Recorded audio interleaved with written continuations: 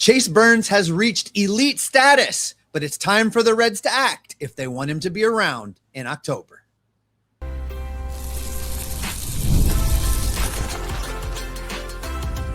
You are Locked On Reds, your daily Cincinnati Reds podcast, part of the Locked On Podcast Network, your team every day. Hi, I'm Jeff. He's Steve. And on today's Locked On Reds podcast, a little bit later on, we're going to tell you about Tyler Stephenson's superpower. And no, it doesn't actually have to do with him getting on base 4 times last night. In just a few minutes, we will break down how the Reds can fix the bottom of the lineup. Spoiler alert, it's by not playing the guys that they keep playing. But we will begin today's show with Chase Burns, who is clearly elite, who is clearly the ace of the Reds pitching staff with yet another dominant performance. He shuts down the Philadelphia Phillies. He does give up 1 home run to Trey Turner, but outside of that, he was awesome. Lowered his ERA from 1.87 to 1.83. He is looking every bit phenomenal. And Steve, as I mentioned right before we hit record, he just has this really tidy, really satisfying total number of pitches in 10 starts at 900. I'm telling you, there's nothing this guy can't do. There's a couple things that are going to happen for Chase Burns. The first thing that I think we're going to hear is he's going to be an all-star this year. He's going to make the all-star team. He's got a sub-2 ERAs, 1.83 after last night's start. And you're right, 6 innings, 3 hits, 1 earned run allowed on that home run. He has graduated from future star. He has graduated from he is gonna be. A lot of people have been using that to describe him. He's gonna be an all-star. He's gonna be an ace. He's gonna be elite. He's graduated from that. The time is now. He has arrived. He is the best pitcher on this staff right now. He is elite. His stuff is electric, and he's going to continue to get better. And now that puts the Reds in a position where they may not have to act today, but they are going to have to start thinking about what they are going to do the rest of the way this season to ensure that he has something left in the tank when we get to October and they need him in a postseason series. It's time to start thinking about that now. And I hear the keyboards clacking already. I can hear them. Can you hear them, Jeff? I can hear the keyboards clacking about really loud, playoffs. Yeah. Playoffs. You're talking about playoffs. They need to start thinking about it. Again, they don't have to make a decision today, but they need to start formulating a plan to protect his arms, to limit his innings, to get him to be available for the postseason.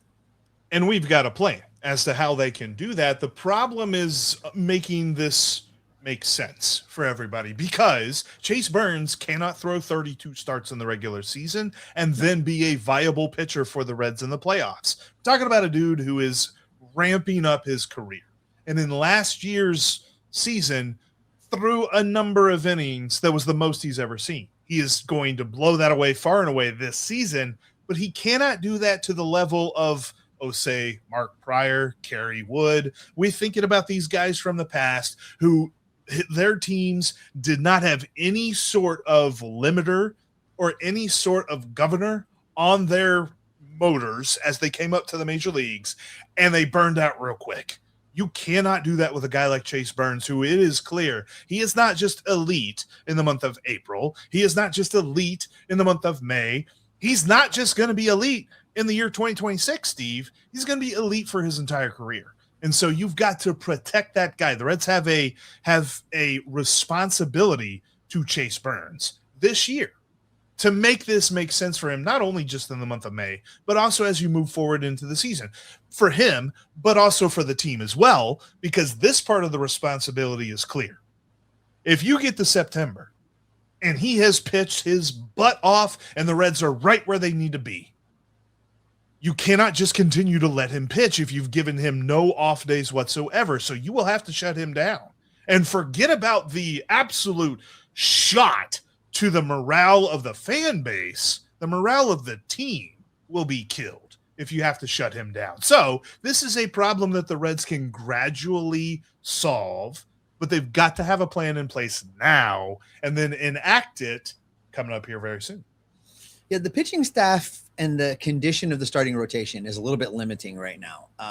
This plan could work right now if everybody was healthy and if everybody outside of Burns and Abbott weren't just absolute train wrecks when they take their turn in the rotation. That's a problem. What the Reds can do, Jeff, basically is if you continue business as usual to the All-Star break. And that's the division line that I'm going to use for when you truly have to start addressing Chase Burns, because he's going to continue to go out there and give you 6 innings an outing. This was his 10th start of the season last night against the Phillies. He now has 59 innings pitched in 10 starts. You get him through to the All-Star break. Hunter Green comes back. You reset this rotation coming out of the All-Star break. And when you reset the rotation, you make Chase Burns the 5th starter in this rotation. And then what you do is you use the off days in July, August, and September to skip him at least 4 times in starts. You say 4 starts. You take him from 32 to 28. You get him down to 28 starts in the regular season. That leaves you at least 4 to 5 starts you can use in the postseason. And I think that's kind of the sweet spot. He'll still have something left in the tank. Do you push him a little bit farther than you would like to? The answer to that is yes. That pushes him a little bit farther than you would in a perfect world. But I think the trade-off is worth it to have him pitching in the postseason. So by doing those things, Jeff, you save that for those that don't remember, Mark Pryor and Kerry Wood, those guys in Chicago, they had all of the promise in the world, and they absolutely got run into the ground right out of the gate.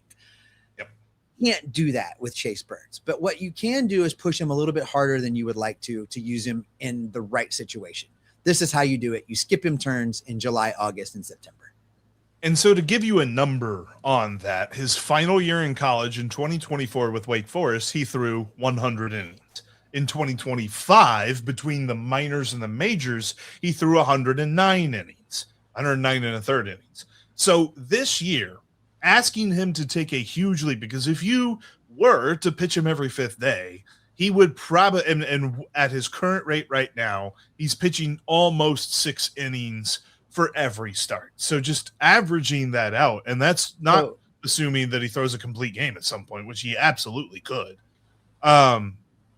That's going to be just far too much of an exponential gain. So using 5 2/3 innings as his average, Jeff, 28 starts at 5 2/3 would have him throwing 145 innings, 146 innings in the regular season. It's a huge jump. And that's a huge jump. And then you figure there's another 30 innings there in the postseason that gets him up towards 200, right? Yeah. So that's a big jump, a big jump. I think it's worth the risk, but they cannot let him start 32 games in the regular season and expect him to pitch anymore in the postseason. Right. No, that is a clear thing with this. And that's why, I know that they actually mentioned this at the end of the television broadcast last night, did John Sadek and Jeff Brantley, where they're just like, man, he was dominant. And now you start to wonder, how much will we see of this from him this year? Not because they think that he's inconsistent and he's all of a sudden going to disappear while he's actually pitching. It's that there's going to be some times that he needs to not pitch. And I think that the plan that you've laid out is the plan that the Reds need to make, because sitting him down on the injured list for this time and that time and all this other stuff, I don't necessarily know how effective that really is. And especially with his routine and his mechanics, I love how he is able to throw so hard and things like that. But you're talking about a dude that, as hard as he throws, we all know in the back of our minds, like, starting pitchers who throw that hard are usually somewhat injury prone. So they've got to be really careful with this. And this is how you do that. And I think he, and just from that standpoint, he's off to a great start. I love how he's managing himself. He seems to be doing a really good job between starts of keeping his body healthy, keeping himself ready to go.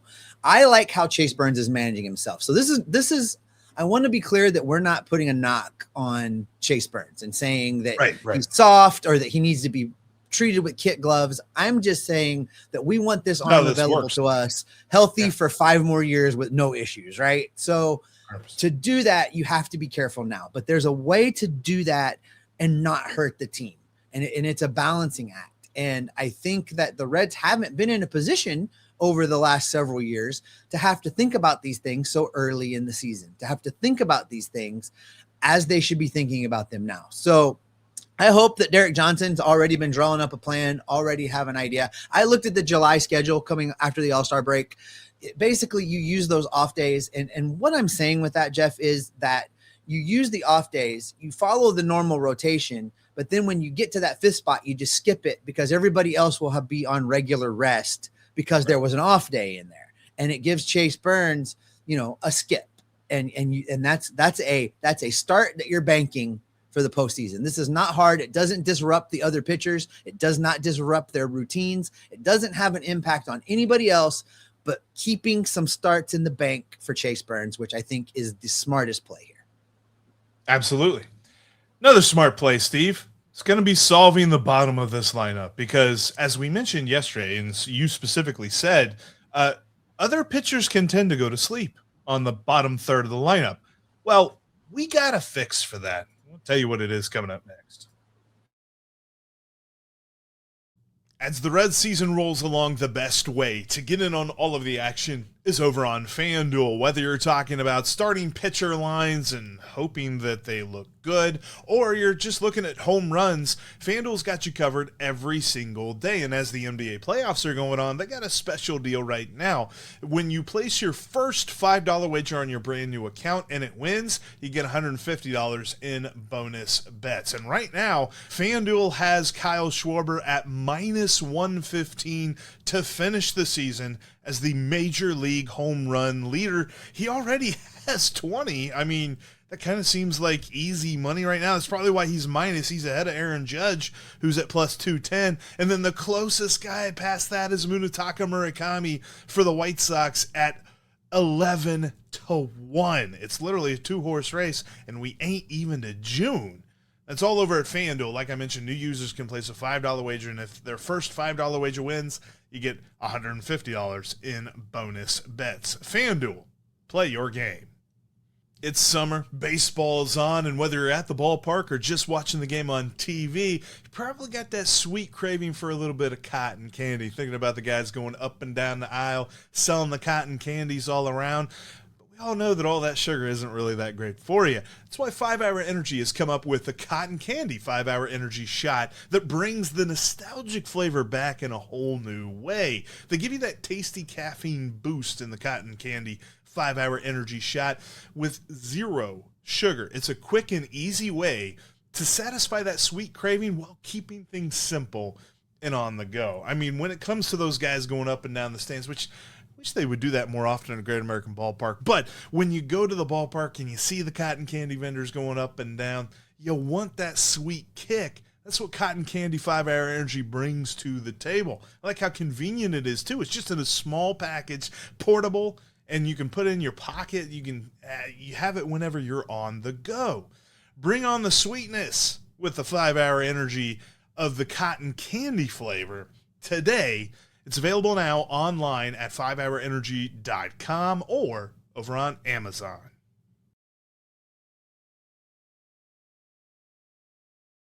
Thanks for being an everydayer and making Locked On the #1 sports podcasting network in all the land. You already live this team every single day. You're already listening to Locked On Reds every single day. Elevate your game. Go ad-free. Over in the audio side, we've got ad-free Locked On Reds as part of the Everydayer Club. $5 a month, $50 a year. You get ad-free audio version of Locked On Reds. Plus, you're going to get access to the Discord server that's not only got the Locked On Reds Discord channel in there, but every single host from every single show on the entire network is in there talking ball. You're always going to find somebody to talk to about your favorite team. So subscribe today. The link for that is down in the show description. All right, Jeff, we talked about this some yesterday.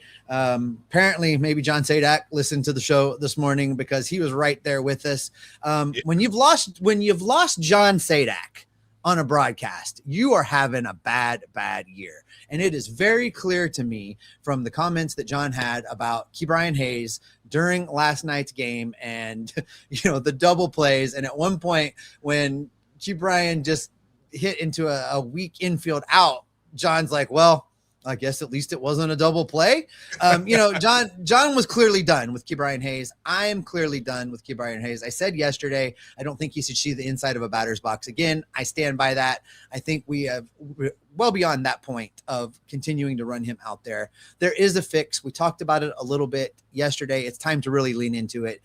Edwin Arroyo needs to be on the next fastest possible way to the city of Cincinnati and join this team when they come out of Philadelphia. Immediately. Edwin Arroyo's going great. He hit a triple last night, Steve.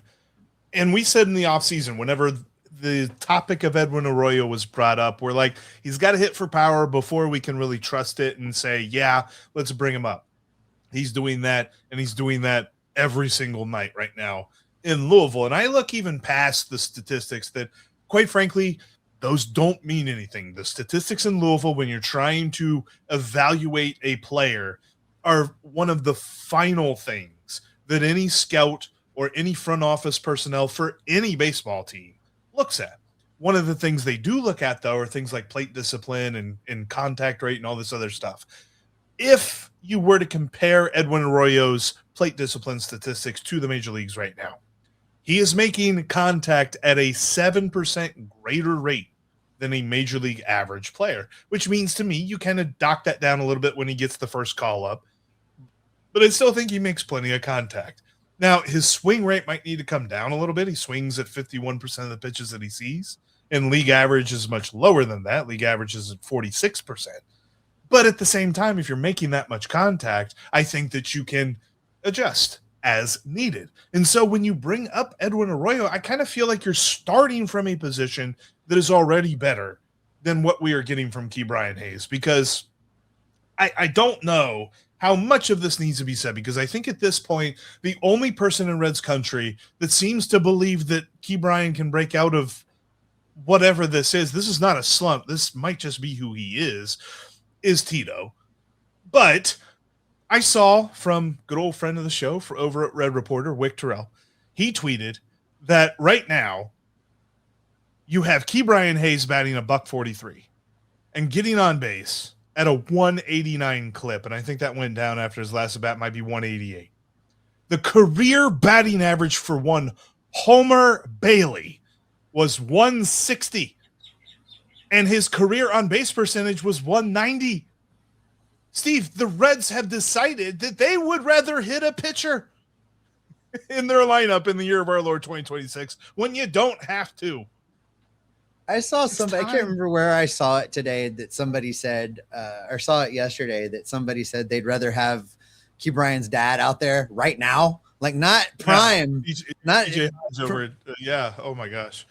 Just have him out there right now. You know, here's the thing. If Edwin Arroyo comes to the majors and performs league average, that's 80% better than what Ke'Bryan Hayes is giving you right now. His OPS plus right now, Jeff, is 20, and that's 80% below a replacement level league average, just league average.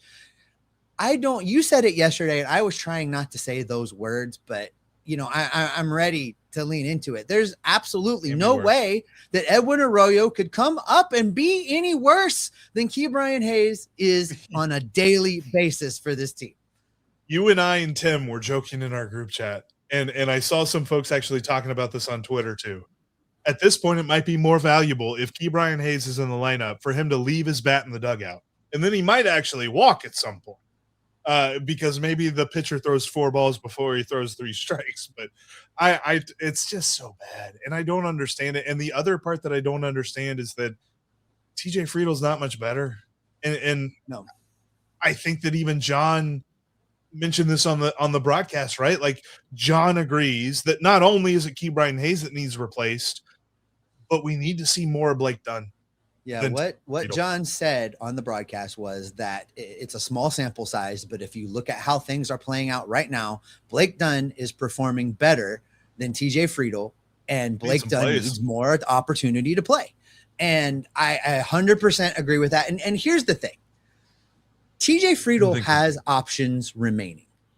Mm-hmm. He can be sent down to play every day and try and get through whatever it is that he is going through right now. And you bring up Edwin Arroyo, And we talk about this, Jeff. You and I read the comment section. We don't always reply to every single comment, but we read them. And a bunch of people were in the comment section after yesterday's show saying, why would you bring up Edwin Arroyo when Arroyo Suarez is already going out on a rehab assignment? What are you going to do then? Listen, there are creative ways to get everybody in the lineup. And I know people aren't going to like it. And I have pitched this before. I pitched it when Matt McClain was playing in the Arizona Fall League. I pitched it last offseason.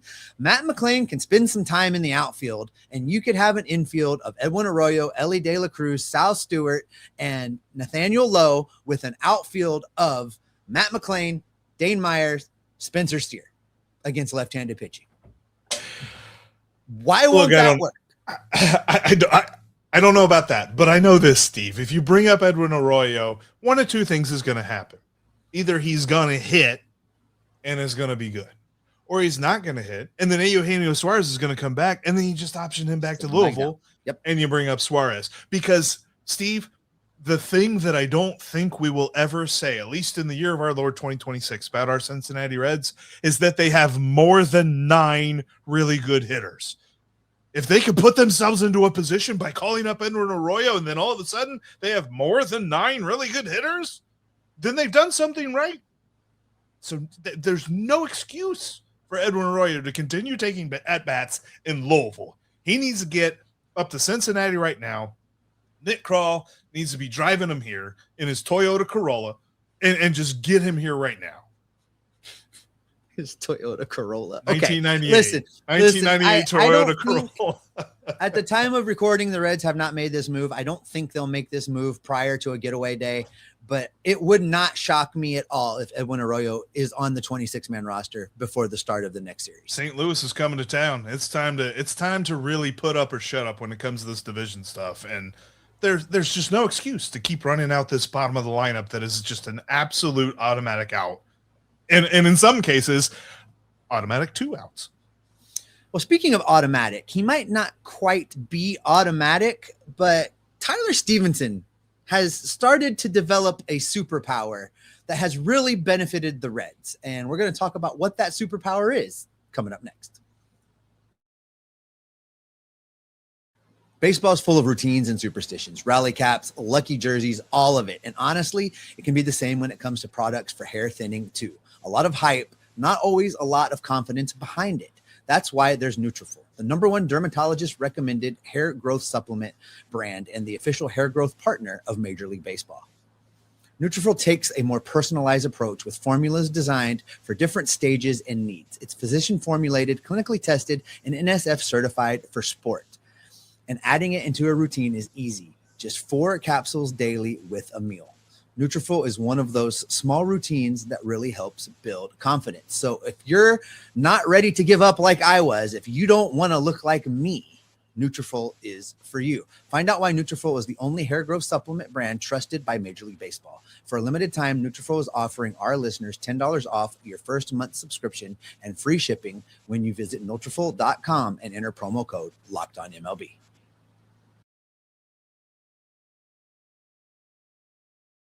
You can continue the conversation with us after the show is over on social media. Over on X, you can follow me at Jeff Carr with 3 Fs and TikTok. Terrible person. You're absolutely terrible. I don't know what you're talking about. Yeah, yeah. Just go ahead and play with your luscious locks over there. God. You can follow me on TikTok and X at Jeff Carr with 3 Fs. You can follow Steve at S. Offenbecker with 2 Fs, and you can follow the show at Locked On Reds. Steve, there's a superpower that Tyler Stevenson has, and as much as it's annoying that he's still hitting around the Mendoza line, I think he's almost there. He had a nice night in Philly on Tuesday night, and you just got to start building those types of games.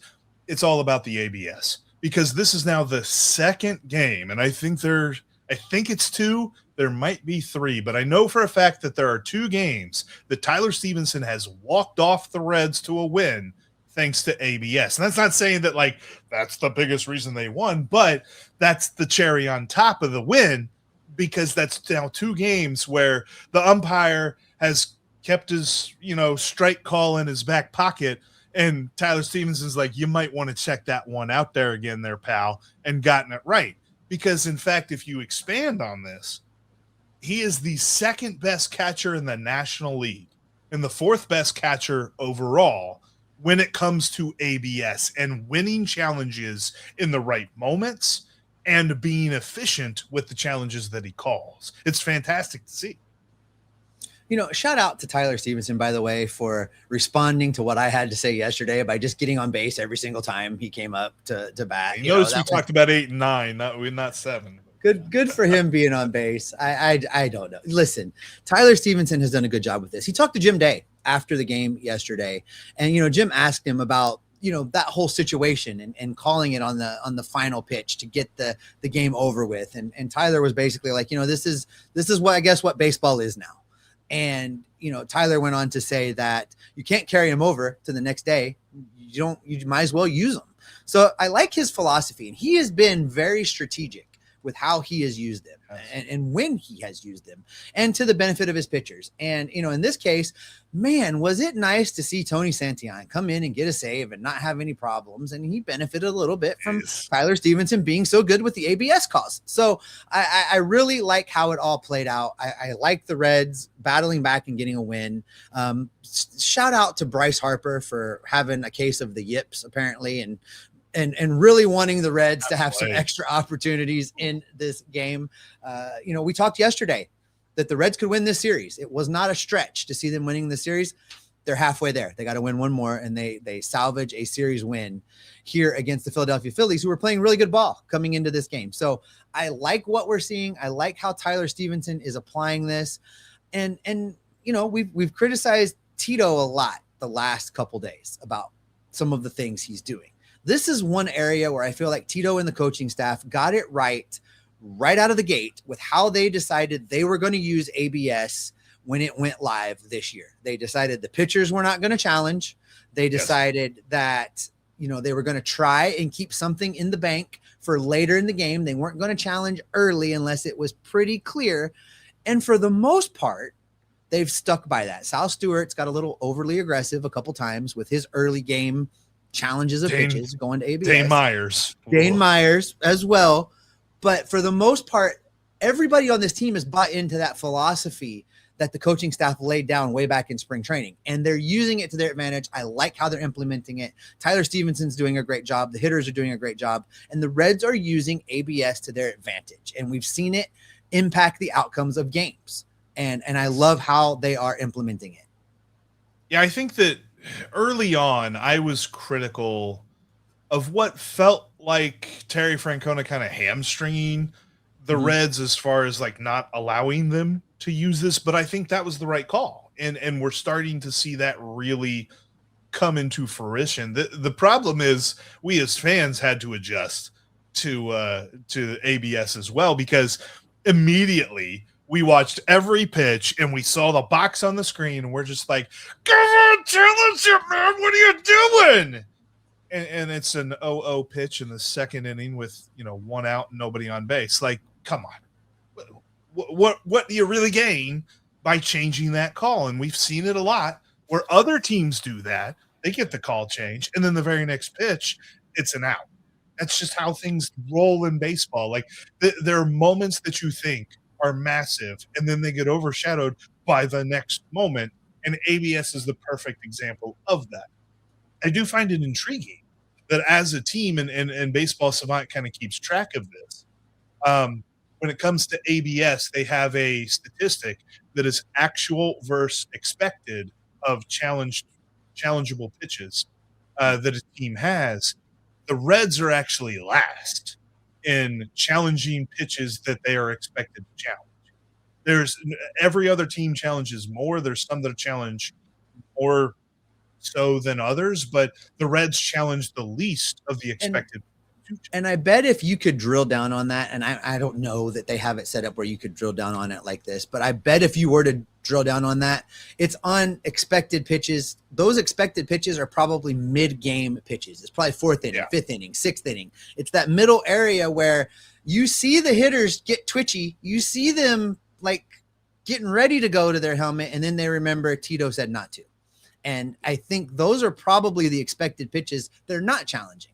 And I like that the Reds have had the opportunity to have both challenges alive and well later in games and really use them to impact outcomes versus to just change a 1-2 to a 2-1, you know? Yeah, and just going back to this for a minute, like I'm really glad to see that Tyler Stevenson has taken it on so well as a catcher. I almost get to the point now that when he taps his helmet to challenge an umpire's call, I know that he's going to get it right. And this still takes me back, and I think I'll think this every time I see a hitter challenge an ABS call. Man, I wish this would have existed when Joey Votto was here. I don't know that he would have missed a call. Oh, buddy. Can you imagine? Can you? His on-base percentage would be like 100 points higher. Joey Votto would challenge, and the umpires, they wouldn't even wait for it to show on the big board. They would just be like, okay, call's overturned. Sorry, Joe. You're right, dude.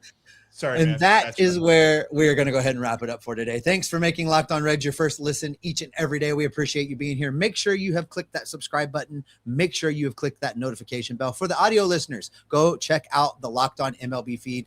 Lots of shows over there covering baseball for you. Sully's got you covered with Locked On MLB. Former Reds reliever Mike Stanton, who was on this show. If you missed that, get back in the archives. It was in there. It's a great show. He's got his Back to the Bullpen show that is covering Major League Baseball from a retired player's perspective. And then the folks at Locked On MLB Game Night have every single game, every single night covered, so you don't have to watch them all by yourself.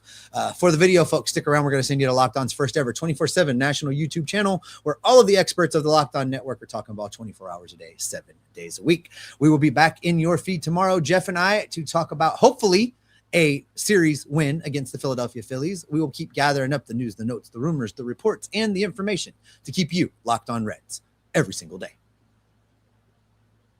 You know, I got a family thing with like hair loss. I probably shouldn't be taunting you with that. It's gonna catch up with you, and I'm gonna laugh.